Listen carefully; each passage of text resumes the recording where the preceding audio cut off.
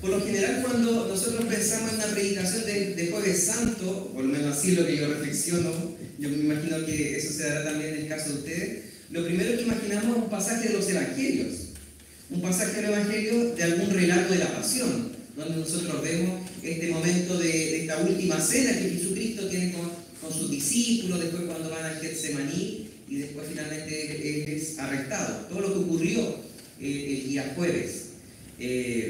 Esas últimas horas del Señor con los suyos, antes de ser detenido e injustamente juzgado. Y bueno, el pasaje que fue leído recién no cumple con esas características. No es un pasaje de los Evangelios, no presenta explícitamente este relato de las últimas horas de Jesús con sus discípulos.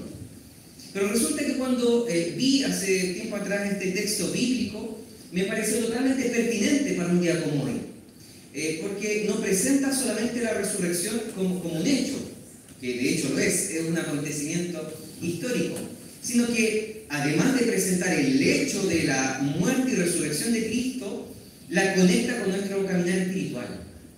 Hace una conexión directa este texto, este pasaje, con nuestra vida, con nuestra conversión. Aquí se presenta en este pasaje un paralelo entre lo que Jesús vivió cuando digo entre esta muerte y resurrección, y lo que nosotros vivimos espiritualmente cuando somos adoptados por Dios, como sus hijos. Y en esta porción de las Escrituras se encuentran varios versículos que nos presentan la misma idea central, que de la misma forma como Cristo murió y resucitó, nosotros también pasamos de muerte a vida. Esa es la idea. Así como Jesucristo experimentó esta realidad de tener que morir, pero ser levantado posteriormente, ser levantado para tener nueva vida, nosotros también pasamos de la muerte física a una vida eterna, pero también de una muerte espiritual a una vida abundante en este tiempo. De un estado de perdición a uno de hijos amados por el Padre Celestial.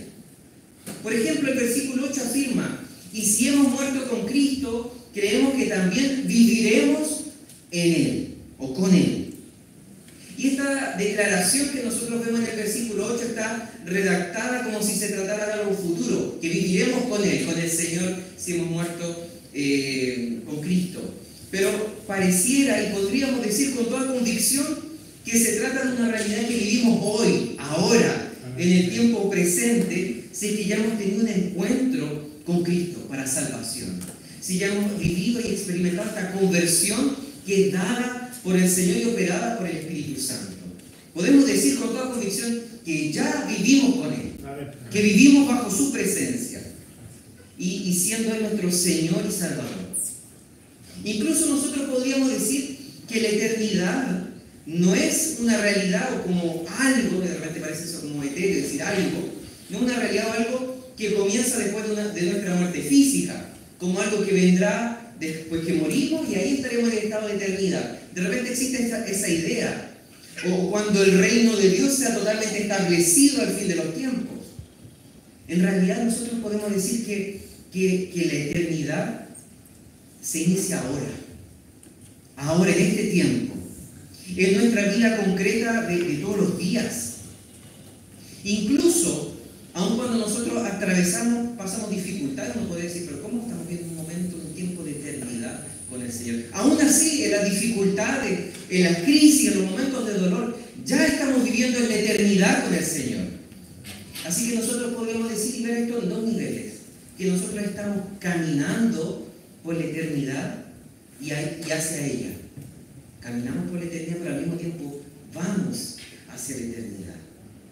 Y ver la realidad, esta realidad en estos dos niveles de estar caminando en el presente, pero también ir hacia allá, pareciera contradictorio, pareciera paradójico. Que a pesar de los dolores, de las dificultades propias de la vida en este mundo caído, ya vivimos en un camino de eternidad, que comienza desde el momento que el Señor sopló nueva vida en nosotros. Desde ahí comienza. Desde el momento que el Señor restableció esta relación que estaba rota entre Él y nosotros. restaurando el vínculo entre su ser y nuestro ser. Claro, puede parecer contradictorio, porque de repente nos encontramos en situaciones que decimos, bueno, ¿para dónde nos quiere llevar el Señor? ¿Por qué estamos así? Y decir, bueno, tenemos vida eterna ahora. Para alguien que quizás no es cristiano podría parecer contradictorio. Pero si vivimos como hijos de Dios, vamos a desarrollar una comprensión renovada de todo lo que nos sucede. Incluso las dificultades las vamos a ver desde otra óptica, de otra manera, de una forma distinta. Romanos 8, versículo 28 dice, y sabemos que para los que aman a Dios, todas las cosas cooperan para bien. Esto es, para los que son llamados conforme a su propósito. Y aquí dice, todas las cosas cooperan para bien. Es decir, todas. Aquí no está haciendo una distinción, una separación. Bueno, aquí clasificamos las que realmente cooperan para bien, estas no tanto. No, todas. Incluso aquellas que son dolorosas, desagradables, que muchas veces nos desmotivan. ¿Y cómo estas cosas nos pueden cooperar para bien? Cuando nosotros nos encontramos en ese tipo de situaciones, ¿cómo podríamos nosotros llegar a entender de qué forma nos cooperan para bien? Y eso es lo que cada cristiano, cada uno de nosotros tiene que aprender a percibir, a comprender. Y veamos ahora lo que dice el versículo 9. Sabiendo que Cristo, habiendo resucitado de entre los muertos, no volverá a morir. Y aquí esto es clave. La muerte ya no tiene dominio sobre él. Y en esta declaración, y esto es central para estos días que estamos conmemorando, vemos que Cristo era más que un simple hombre. Claro, era 100% hombre, lo entendemos, pero era más que 100% hombre. Era más que lo que somos cualquiera de nosotros. Porque la declaración que vemos aquí es algo que atraviesa toda la Escritura. Y lo que estamos conmemorando ahora, que Él venció la muerte. Él venció la muerte de una manera que nosotros no podemos vencer. Así nosotros después saldremos victoriosos, es porque Cristo lo logra en nosotros. No por nosotros nuestros propios medios, o porque tenemos una capacidad especial, no. Pero Él sí lo pudo hacer. Y es por eso, porque Él venció a la muerte, que el versículo afirma que la muerte ya no tiene poder sobre Él. Dice, no tiene dominio. Es lo mismo, no tiene poder. La muerte ya no, ¿qué quiere decir esto? Que ya no puede destruir de manera definitiva la vida de Jesús. Él se levantó glorioso de la tumba, y es sobre todo lo que vamos a predicar el domingo, que se levantó glorioso de la tumba. Algo que nosotros no podríamos hacer, a menos que el Señor obre en nuestro ser, en nuestro cuerpo. Y este versículo 9 nos muestra que por medio de la resurrección, la muerte ya es parte del pasado.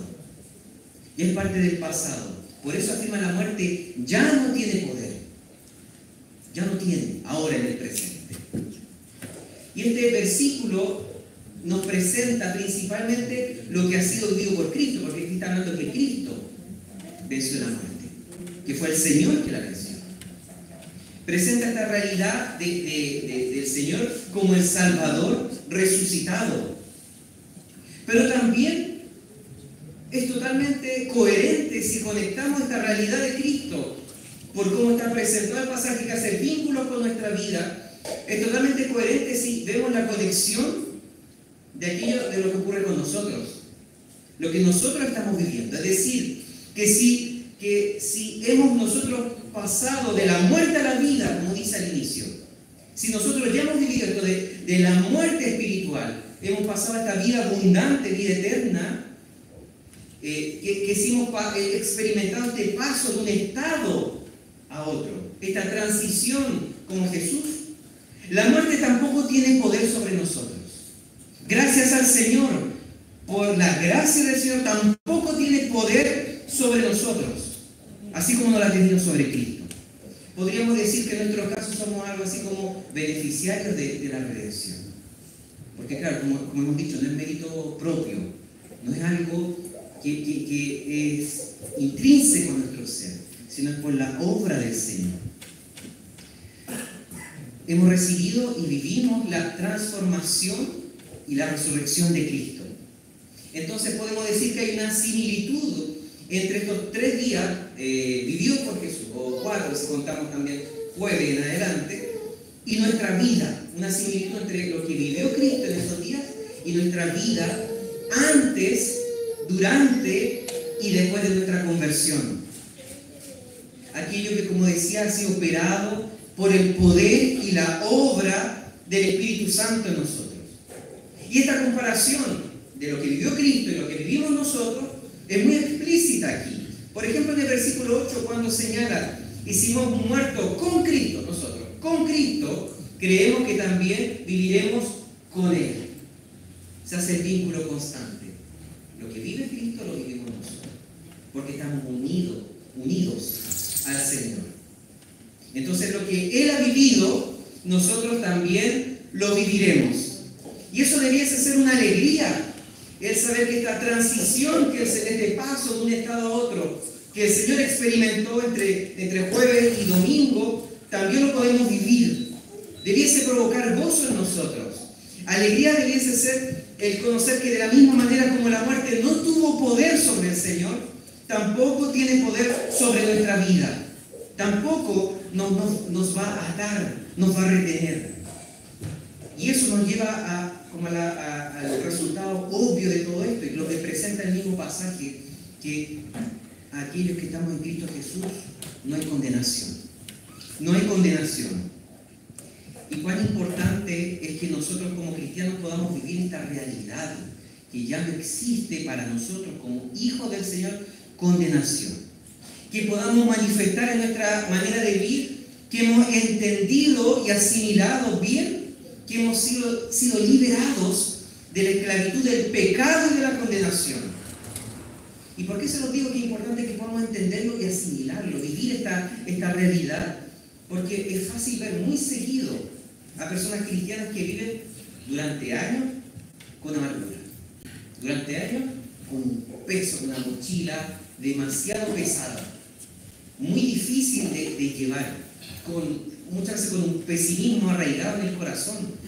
Personas que viven siendo cristianas, como si no tuviesen esperanza, como si de hecho la vida no tuviese sentido,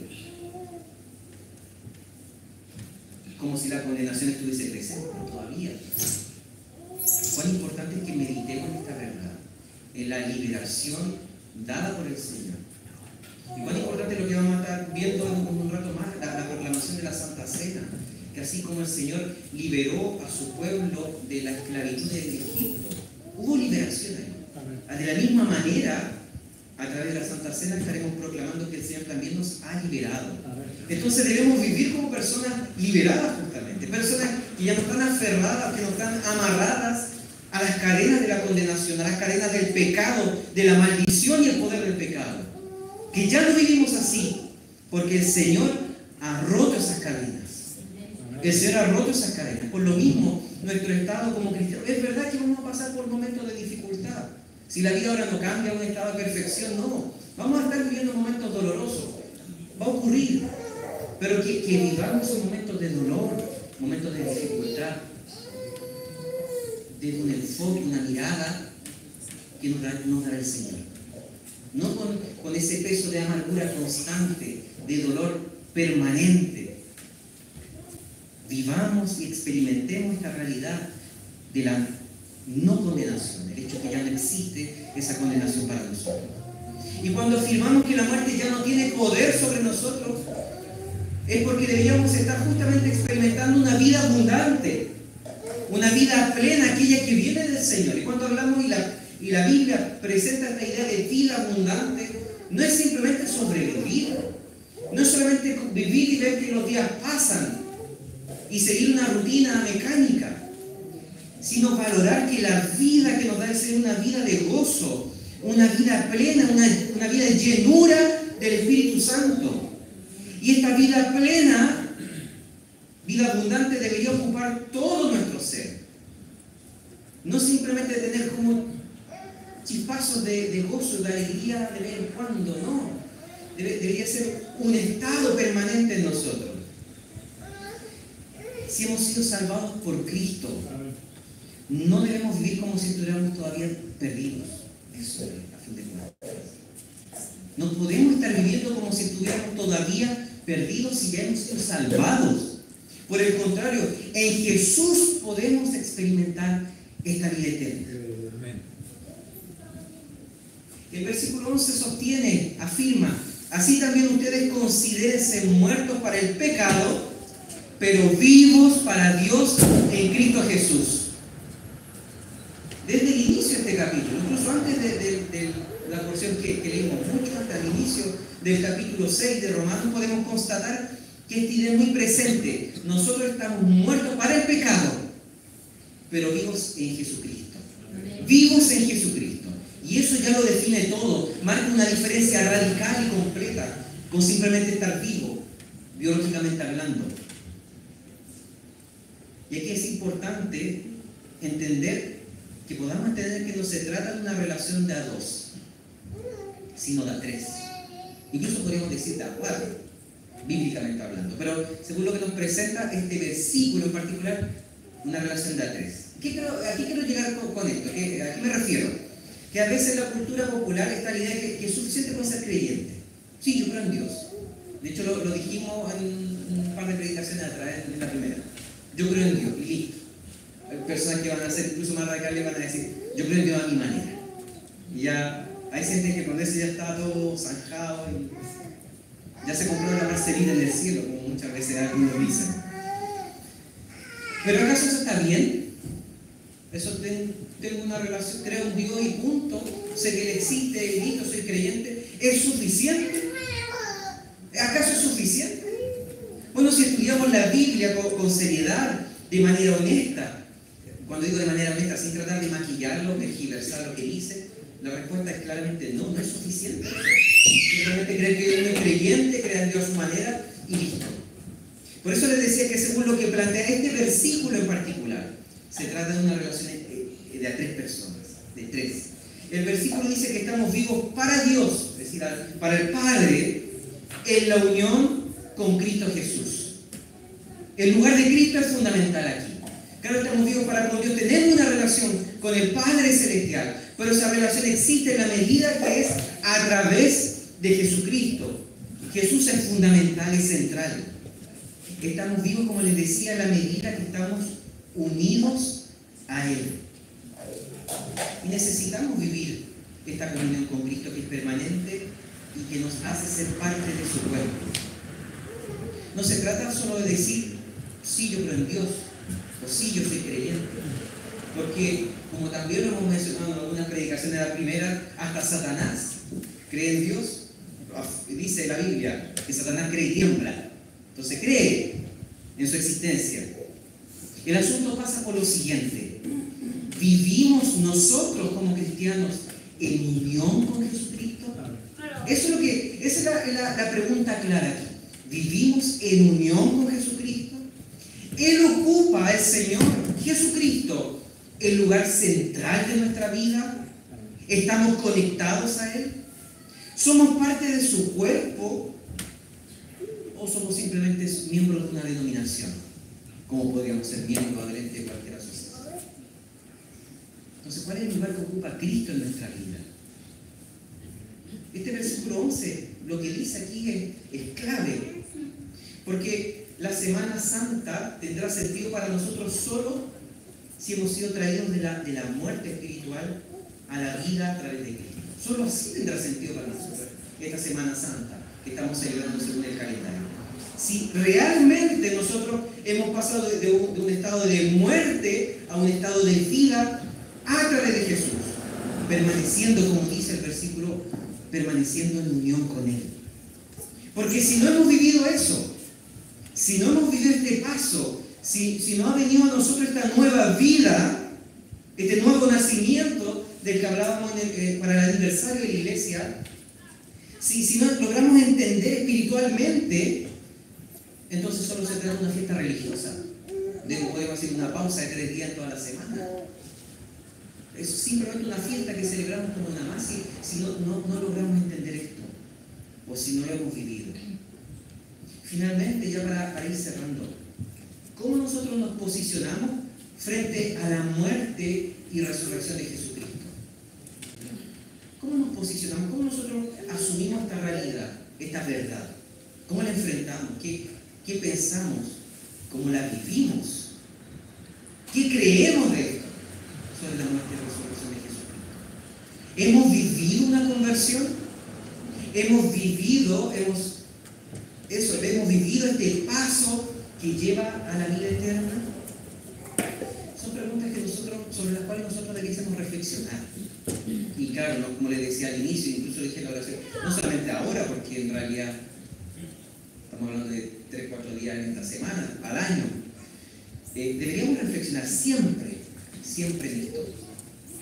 Pero es verdad que, como decíamos también al inicio, ahora tenemos quizá un tiempo privilegiado, donde inevitablemente, hasta por calendario, nos recordamos de lo que está ocurriendo, lo que estamos conmemorando. Entonces, aprovechemos este tiempo, hermanos, para meditar en esta verdad, para meditar sobre si nosotros hemos vivido una conversión, si estamos unidos a Cristo, si hemos vivido así como Cristo pasó de muerte a vida, hemos vivido también lo mismo nosotros, si lo hemos experimentado en nuestro ser, que podamos meditar, reflexionar en esto. Y si ha sido así, si el Señor ha operado vida eterna en nuestro corazón, entonces, y descansemos en esto, descansemos y gocémonos en esta verdad. Y vivamos, como decíamos recién, vivamos como personas que realmente ya no tienen condenación. No vivamos en la amargura, sí, nos vamos a ver tristes, vamos a sufrir, sí, vamos a sufrir, pero que no sea una amargura constante, que eso no sea una crisis constante, que no vivamos como si la vida no tuviese sentido, sino que descansemos en lo único que da realmente sentido a nuestro ser, esta comunión con Cristo, nuestro Señor. Que el Señor siga manifestando su voluntad en nuestra vida.